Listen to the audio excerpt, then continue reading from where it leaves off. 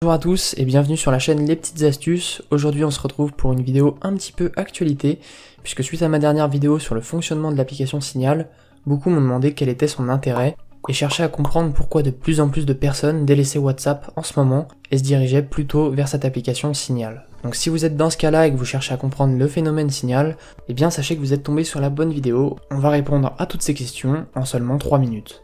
Donc pour comprendre ce phénomène, il faut tout d'abord revenir au début de l'histoire, c'est-à-dire l'élément déclencheur qui a généré cette baisse de trafic chez l'application WhatsApp. Donc la raison est simple, WhatsApp a établi de nouvelles conditions d'utilisation qui demandaient à leurs utilisateurs d'accepter de nouvelles règles, qui évoquaient par exemple un plus grand partage d'informations avec la société Facebook.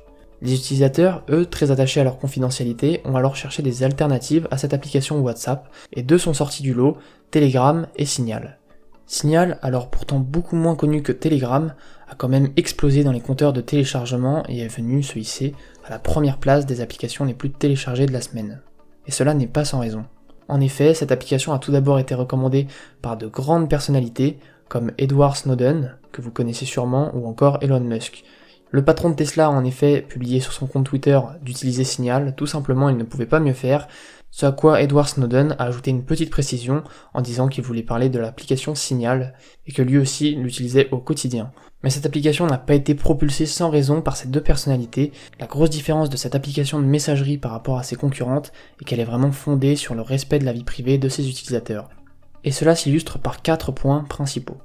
En premier point, bien évidemment, Signal est équipé d'un système de chiffrement de bout en bout qui vous garantit alors des échanges sécurisés sur la plateforme.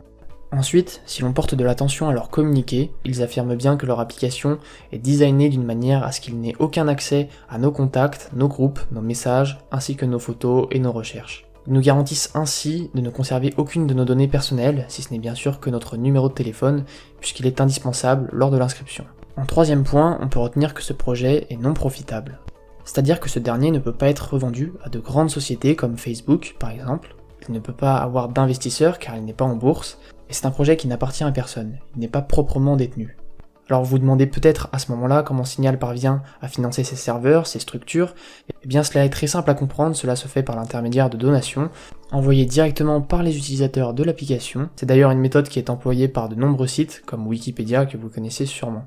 Enfin, cette application est disponible en open source, c'est-à-dire que le code source de cette application peut être consulté par n'importe qui sur internet. Et c'est ainsi que Signal est parvenu à se hisser en haut du classement des applications les plus téléchargées. Elle se démarque vraiment de ses concurrentes grâce à ce message de confidentialité qu'elle porte. Donc j'espère que cette vidéo vous aura éclairé sur le phénomène Signal. Si c'est le cas, n'hésitez pas à mettre un petit j'aime dessus. Moi je vous remercie d'être resté jusque là, et je vous retrouve bientôt pour d'autres astuces sur la chaîne. Ciao ciao.